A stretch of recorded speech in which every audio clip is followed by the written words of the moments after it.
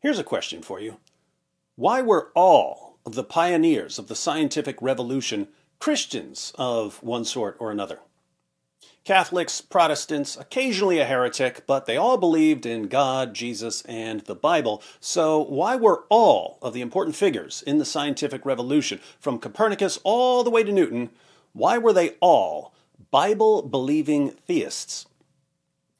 Coincidence is what stupid people think.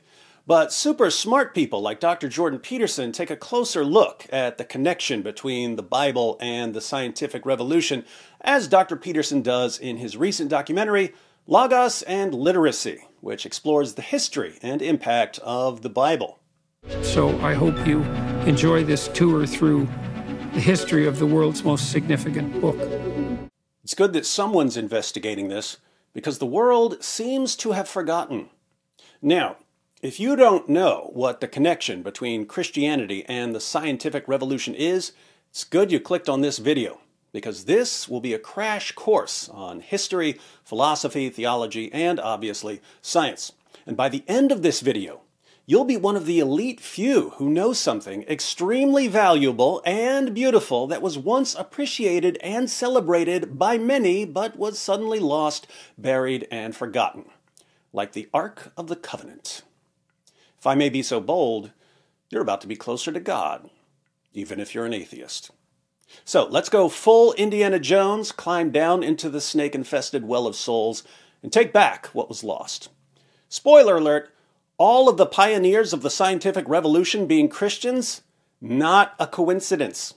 If you want an actual coincidence, let me give you one that will help introduce the topic. A couple months ago, my scheduled reading for a certain Friday was Romans 1 through 3 in the Bible, an article titled On Science and Culture by J. Robert Oppenheimer, the father of the atomic bomb, and chapter 3 of Francis Schaeffer's short book, Escape from Reason. Watch how this ended up connecting to Peterson's documentary, and then we'll watch some clips from the documentary. If you've read Paul's letter to the Romans, you might be familiar with this passage in chapter 1. The wrath of God is being revealed from heaven against all the godlessness and wickedness of people who suppress the truth by their wickedness, since what may be known about God is plain to them, because God has made it plain to them. For since the creation of the world, God's invisible qualities, his eternal power and divine nature, have been clearly seen, being understood from what has been made, so that people are without excuse. So, since the creation of the world, God's invisible qualities, his eternal power and divine nature, have been clearly seen, being understood from what has been made. Effects tell us something about their causes. The created world tells us something about the Creator. What can be known about God through nature is clear enough that people are without excuse when they reject it. Well, if the knowledge of God is so clear that people are without excuse when they reject it, why do so many people reject it? How can they deny the obvious? According to Paul, they suppress the truth. More on this shortly. So that was Romans 1, which I had already read a bunch of times. Then I read an explosive article by the father of the atomic bomb. This was new. Oppenheimer was not a Christian. He was raised as a secular Jew. Later in life, he became interested in a variety of religions, including Eastern religions. But in his article on science and culture, he included a short passage about why he thought the scientific age began when it did. He wrote, "It took an idea of progress, which has more to do with the human condition, which is well expressed by the second half of the famous Christian dichotomy, faith and works. The notion that the betterment of man's condition, his civility, had meaning, that we all had a responsibility to it, a duty to it, and to man. I think that it was when this basic idea of man's condition, which supplements the other worldly aspects of religion, was fortified and fructified between the 13th and 15th centuries by the rediscovery of the ancient world's scientists, philosophers, and mathematicians, that there was the beginning of the scientific age." So Oppenheimer's theory was that there's some sort of drive for human progress built into Christianity, the works side of faith and works. Christians found it meaningful to improve man's condition. Christians therefore took previous discoveries in science and philosophy and mathematics and used them to make the world a better place. Our atomic bomb building friend was partly right, but he didn't come close to explaining the scientific revolution. There's more to science than good intentions. They don't call it a revolution for nothing. Francis Schaeffer got a bit closer. In Chapter 3 of Schaeffer's Escape from Reason, he said, "Further, many of the early scientists had the same general outlook as that of Francis Bacon, 1561 to 1626. Wow, a guy named Francis quoting another guy named Francis, who said in Novum Organum Scientiarum, man, by the fall, fell at the same time from his state of innocence and from his dominion over nature. Both of these losses, however, can even in this life be in some part repaired, the former by religion and faith, the latter by the arts and sciences." Francis Bacon was a philosophical pioneer of the scientific revolution. He's sometimes called the father of empiricism. He promoted what we now call the scientific method. Bacon was thinking in terms of man being created in the image of God, with the capacity to image God morally and intellectually and by having dominion over nature. But man fell into sin and lost his innocence and his dominion. Through science, man can begin to restore his dominion over nature. So far, this is similar to what Oppenheimer said. We want to make the world a better place, and science can help us do that. But the other Francis Schaeffer, continues, "Therefore, science as science and art as art was understood to be, in the best sense, a religious activity." Science was a religious activity? Notice in the quotation the fact that Francis Bacon did not see science as autonomous. It's not independent of God and revelation, for it was placed within the revelation of the Scriptures at the point of the fall. Yet within that form, science and art was free and of intrinsic value before both men and God. The early scientists also shared the outlook of Christianity in believing that there is a reasonable God who had created a reasonable universe, and thus man, by use of his reason, could find out the universe's form. Now we're starting to get a more complete picture. The world was created by a reasonable God, so we can understand the universe by means of reason. These tremendous contributions, which we take for granted, we sure do, don't we? Launched early modern science. It would be a very real question if the scientists of today, who function without these assurances and motivations, would or could have ever begun modern science. Nature had to be freed from the Byzantine mentality and returned to a proper biblical emphasis. And it was the biblical mentality which gave birth to modern science. Interesting question. Could the scientists of today, if they didn't already know what they know, and they were transported back in time to replace the Christian pioneers of the scientific revolution, could they have begun modern science? In other words, if you didn't already believe that the universe had a reasonable creator who created a reasonable universe, and that man, created in the image of God, can understand the universe through reason, would science ever get off the ground? You might say, yes, we would have eventually figured out things regardless. But if that's what you're thinking, you haven't yet understood how massive this problem is. You're suffering from what's called the curse of knowledge. Once you already know something, it's hard to imagine what it's like not to know it. In our time, we already know that the universe is reasonable in the sense we're talking about. A better word here is intelligible, meaning that its fundamental laws can be understood by a rational agent. We've all absorbed the idea that the universe can be understood and the idea that we're the kinds of beings who are capable of understanding it. So it's difficult to imagine what it was like for people who didn't have these ideas. But thanks to history, we know something about the people who didn't have these ideas. We know they weren't very good at science. Isaac Newton famously declared, "If I have seen further than the people who came before me, it is by standing on the shoulders of giants." Newton understood that part of the reason he was able to figure out so many things was that people who came before him put him in that position. Now, what happens when, instead of mocking those who came before us and patting ourselves on the back for being so much smarter, we instead think about the giants on whose shoulders we're all standing, and we realize that the giants themselves are standing on a foundation of ideas, ideas that provided the foundation for scientific thinking. Doesn't it seem like we might want to take a closer look at those ideas and how they're connected to science?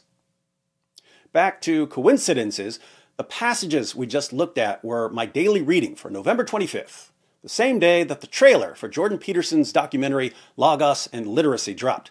I watched it that night, and there's an interesting discussion about the connection between the Bible and the scientific revolution. So everything I read or watched on November 25th was making some sort of connection between the Bible and science. It was such a cool coincidence on such an interesting topic that I decided to make a video about it. And here we are. Dr. Peterson's documentary is called Logos and Literacy because much of it deals with how the Bible spread literacy. And there's an obvious connection between the spread of literacy and the spread of science. Why didn't modern science develop in China? Why didn't it develop in India? Why did it develop in Europe? And why did these men come after 16th, particularly 17th century? Why not in the 15th century? Excellent questions that no one ever bothers to ask. This printing of this book changes everything because it begins an intellectual revolution that now, if this is God's word, this has to reform our minds. So it's not just the spread of literacy, although literacy was an essential component.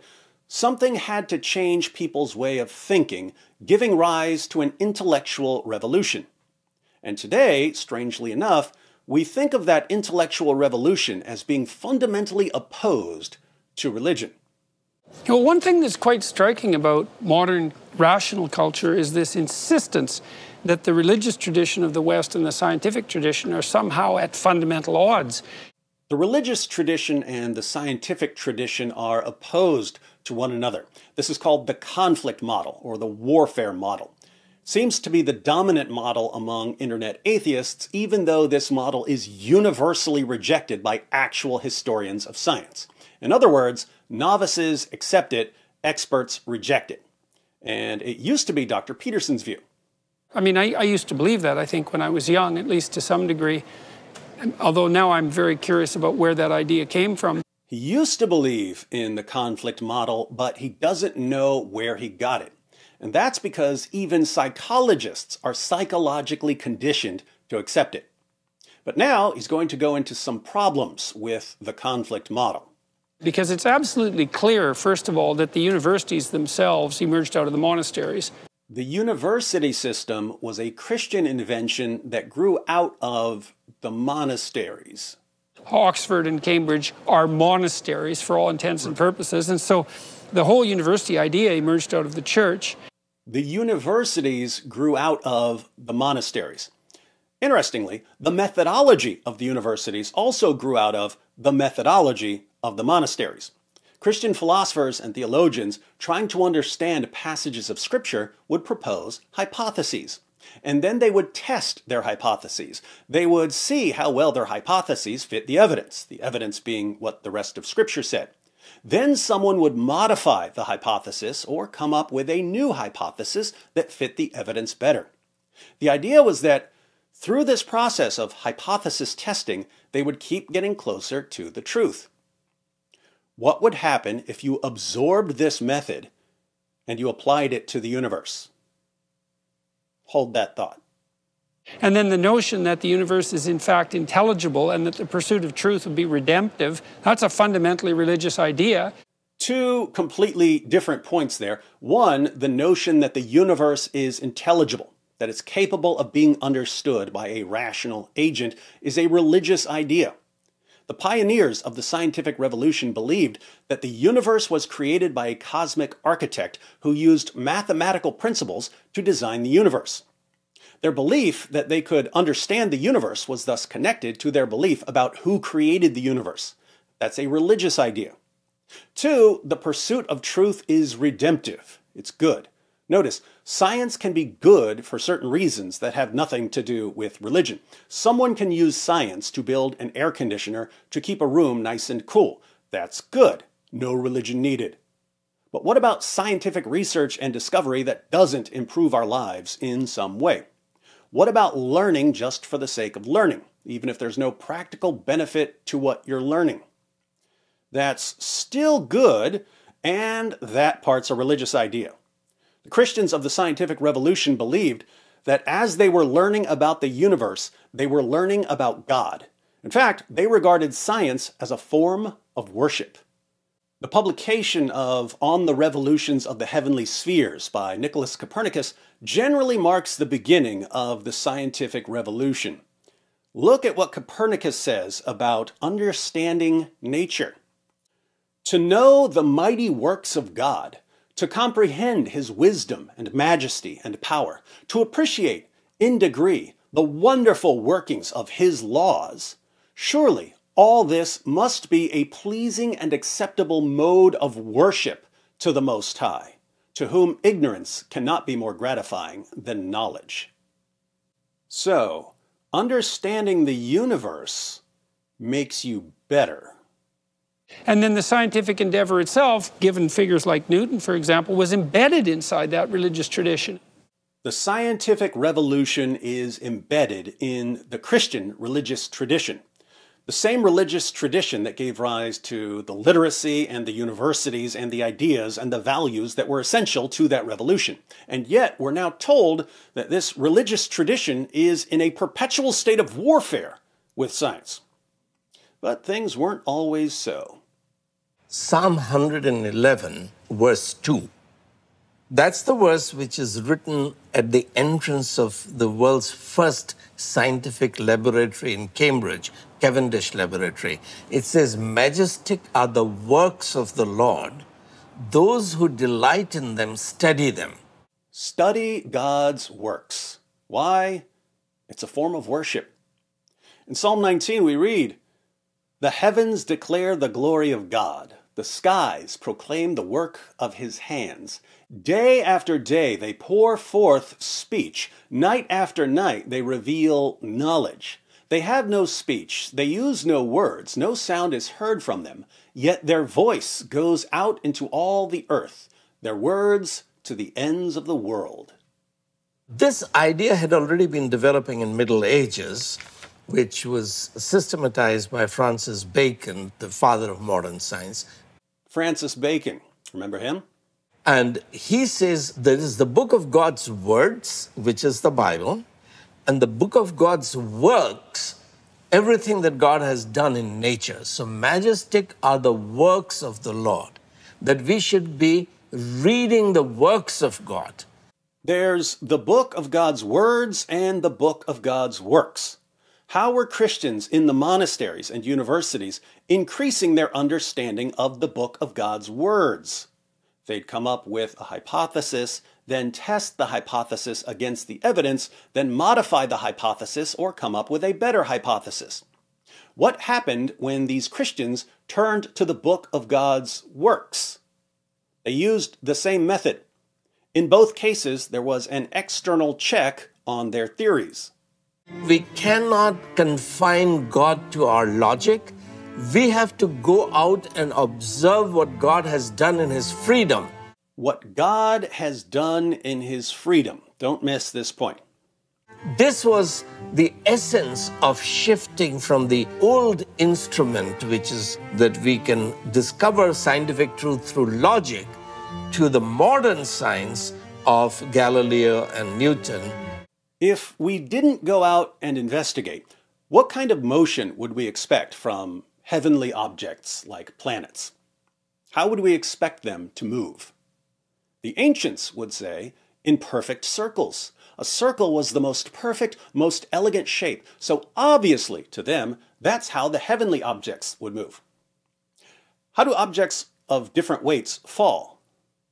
Obviously, if you double the weight, you double the rate at which something will fall. makes perfect sense in your mind. Notice, people assumed they could figure these things out just by thinking about them. The Christians of the scientific revolution believed that God creates freely, not by some sort of logical necessity. So if you want to know how God's universe works, you can't just think about it. You have to go and find out. We don't know even now to what degree all of those scientific presuppositions are predicated on an underlying Judeo-Christian concept. That's true. There are a ton of different factors at work. We know that certain Christian ideas played a huge role, but you could get some of the relevant ideas from other places. For instance, Christians believed that human beings are created in the image of God, and that this gives us a capacity to understand the universe. But they also believed that human beings are fallen, so it's going to be a lot of hard work to get things right. The result was repeated experiments. But if you're coming from an atheistic, naturalistic perspective, you could get a similar result. You could say, well, my cognitive faculties aren't perfect. They were selected because they gave my ancestors an advantage in finding food or a mate. They're not really made for science. So if I'm going to use them for science, I'm going to have to be very careful. Either view, Christian theism or naturalism, an atheistic view that the natural world is all that exists, could make you think that you should repeat your experiments. But there are ideas that you get from a Judeo-Christian perspective that you would never get from naturalism. Because you have to believe the world has an intelligible order. You have to believe in a transcendent object if you're a scientist, or there's nothing to correct your theories. The world is intelligible. Think about this. If I drop this clipboard, what's it going to do? It's going to fall. We all know that. Anyone in the ancient world could have told you that. But more specifically, what's it going to do? It's going to follow a neat little mathematical equation. Look around you. Everything is following neat little mathematical equations. We talk about the laws of nature. But when we talk about the laws of nature, we're using a metaphor. And that metaphor comes from human governments. The king, or whoever's in charge, makes a law, and people are supposed to obey the law. But Christians believe in a divine king, a divine lawmaker, who created everything, and everything obeys his laws. So, when I drop the clipboard doesn't just fall. It somehow obeys a command. Why, in the name of common sense, would a mindless clipboard obey a command? If you were a naturalist, and you didn't already know that this clipboard, no matter what else it does, always follows equations, would it ever cross your mind that it follows equations? Would you ever bother searching for the equations that you have no reason to think are there? No. On the contrary, if someone came up to you and claimed that everything around you is obeying precise mathematical laws, you'd put him in a padded cell, because only a complete lunatic would claim that a bunch of mindless objects are obeying the same mathematics that we can figure out on paper. You know, funny thing about mathematics is a language. It's the simplest, most elegant, most precise language, but it's a language. So if everything around us is obeying neat little mathematical equations all day, every day, then we are constantly surrounded by speech. It's everywhere. You can't look in any direction without being shouted at. Hebrews 1 begins with these words. Long ago, at many times and in many ways, God spoke to our fathers by the prophets, but in these last days he has spoken to us by his Son, whom he appointed the heir of all things, through whom also he created the world. He is the radiance of the glory of God and the exact imprint of his nature, and he upholds the universe by the word of his power. Jesus, the Son of God, is called the Logos, the word or speech, in John 1. The Son, the Logos, upholds the universe by the word of his power. Divine speech upholds the universe. If we want to know what that speech is, what do? We start studying the universe until we figure out what God is saying. Well, they also believe that investigation conducted in a spirit of truth is redemptive, because every scientist worth his or her salt is operating under the presupposition that the honest quest for truth and enlightenment is in fact a good. And that's a statement, that's an axiom of faith. It's not just a good, it's worship, according to the Christian pioneers of the scientific revolution. Scientists who came later absorbed the same axiom of faith, even if they didn't realize where it came from. And all the good scientists that I've known are possessed by a spirit of truth. They will allow the world to correct their erroneous presuppositions, and they do presume that in that quest is to be found, let's say, the betterment of the individual and human society. Those are all religious presuppositions as far as I'm concerned. So, a collection of ideas gave rise to the scientific revolution. Some of those ideas could be held by different groups for different reasons, but the most important ideas were religious ideas.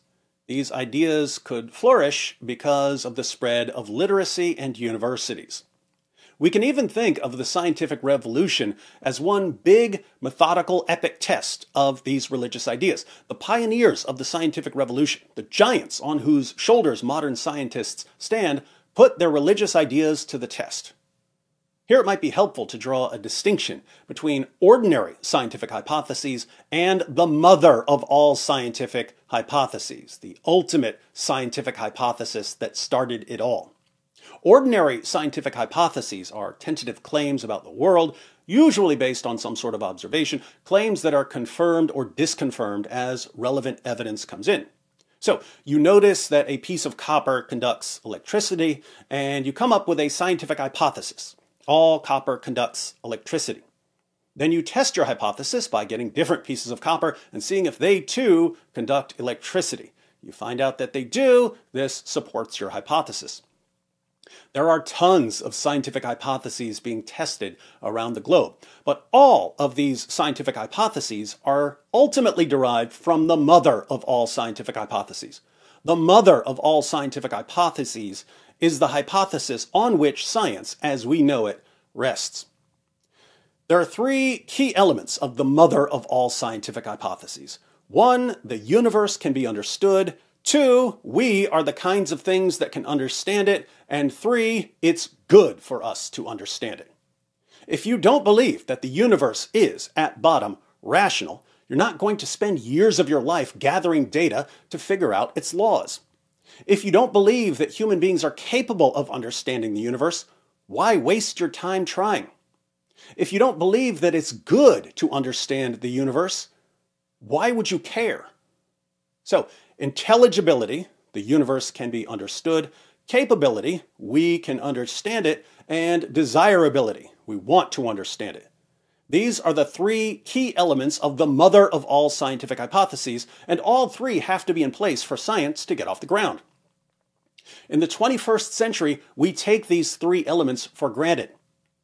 We believe that the universe can be understood, and that we're the kinds of things that can understand it, and that it's good for us to understand it.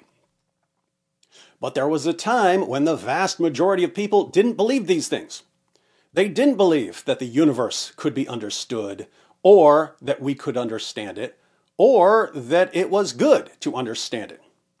And so, even though there were some scientific achievements among the ancient Greeks and the Egyptians and the Chinese and the Muslims, there was never anything that would amount to a revolution in our way of thinking about the world. The foundational ideas that gave rise to the scientific revolution permeated the monasteries and universities before the rise of science, and they were based on the religious views of the theologians and philosophers who were advancing Christian thought. In the 16th and 17th centuries, Christians developed a way of confirming these foundational ideas scientifically. How do you confirm Christian ideas about the universe, about human beings, and about the intrinsic goodness of knowledge? by testing lots of ordinary scientific hypotheses in different fields. Every ordinary scientific hypothesis that's tested, whether it's confirmed or disconfirmed, is confirmation of the mother of all scientific hypotheses. The pioneers of the scientific revolution said, in effect, if we're right about the universe, and about ourselves, and about the goodness of knowledge, then we'll be able to figure out physics and chemistry and biology and so on. We were made for this. And every time they tested an ordinary scientific hypothesis, they were confirming that the universe can be understood, that we're the kinds of things that can understand it, and that it's good to understand it. But the set of ideas they were confirming were religious beliefs, and these ideas are indefensible given atheistic naturalism. If it still isn't clear why this is a problem for naturalism, let's compare two hypotheses: Christian theism and naturalism. Again, we suffer from the curse of knowledge, so we have to try to imagine what it's like not to know what we know. Let's do that by applying what's called the surprise principle. The universe is intelligible. Everything is following a set of laws. The laws are mathematical. It's a kind of speech. How surprising is this, assuming that Christian theism is true? It's not surprising at all. It's exactly what we would expect. But how surprising is it, assuming that naturalism is true? Well, if the universe wasn't created by a kind of cosmic architect, an ultimate lawgiver, who upholds all of creation by his speech, why in the name of common sense would you expect the universe to be intelligible? A place where everything is following a set of laws, especially laws that are a form of speech. You would never expect this on naturalism. It makes absolutely no sense on naturalism. So, the intelligibility of the universe massively favors Christian theism over naturalism. But even if you have an intelligible universe, why would you think that we are the kinds of things that can understand it? A human being, unlike a tree or an insect or an octopus or a gorilla, can figure out the laws of nature. How surprising is this, assuming that Christian theism is true? It's not surprising at all. We're created in the image of God. We were created to think God's thoughts after him. We were created to have dominion over the natural world. We were literally made for this sort of thing. We were made for science. How surprising is our ability to understand the universe, assuming that naturalism is true? It's extremely surprising. According to the only plausible scenario given naturalism, a Darwinian scenario, our reasoning ability is the product of natural selection acting on variations within a population. Natural selection favors traits that help organisms survive and reproduce. So, if human reasoning evolved naturally, it's because it helped our ancestors survive and reproduce. Does this give us any basis for trusting our reasoning ability when it comes to questions of theology or philosophy or science? No, our reasoning ability wasn't made for any of that. At best, we could trust our reasoning ability when it comes to finding berries or using a spear against an enemy or doing something to attract a mate. Interestingly, lest you think I'm somehow exaggerating, Darwin himself noticed this problem. He said, "With me, the horrid doubt always arises whether the convictions of man's mind, which has been developed from the mind of the lower animals, are of any value or at all trustworthy. Would anyone trust in the convictions of a monkey's mind, if there are any convictions in such a mind?" This is Darwin realizing that the exact same process that gave rise to his mind also gave rise to a monkey's mind. Would we trust a monkey's mind to figure out how the universe works? No. Its mind wasn't made for anything close to that. But a human mind wasn't made for anything close to that either. So, the fact that we're capable of understanding the universe massively favors Christian theism over naturalism. What about the intrinsic goodness of understanding the universe, even if there's no practical benefit to some of this knowledge? The intrinsic goodness of knowledge is in a different category of evidence because goodness isn't something you find with a telescope or a microscope. Saying that understanding the universe is intrinsically good is a value-based claim. But it's a claim that we all seem to agree on. It's a claim that scientists take for granted. It's a claim that's foundational to science. It's a claim that makes perfect sense given Christian theism, where understanding the universe parallels understanding Scripture, and it's a claim that makes zero sense given naturalism. If understanding the universe doesn't help you survive or reproduce, if it doesn't help you propagate your DNA, how can we say, given naturalism, that it's good in any meaningful way? And yet, scientists around the world, even the scientists who are naturalists, are driven by the idea that understanding the universe is intrinsically good. Intelligibility, capability, desirability. If you still don't get how strange these ideas are, given naturalism, it's because you've been Christianized. Christian ideas have become so dominant in your mind that you think they're your ideas, even if you're not a Christian. But if you've absorbed these ideas and you're not a Christian, it seems you're a heretical Christian and not really an atheist. And so there are only two kinds of scientists, Christians and heretical Christians. Same as during the scientific revolution. How do so many people reject and mock Christianity even after their thinking has been thoroughly Christianized? Remember what Paul said, they suppress the truth. Among all our other abilities, human beings have the ability to know that something is true, but to suppress it to such an extent that we reject it and mock it. Now, back to the mother of all scientific hypotheses. The pioneers of the scientific revolution treated their ideas like one giant hypothesis. If we're right about what the universe is and about what we are and about the value of knowledge, then we'll be able to figure this out. And they were right.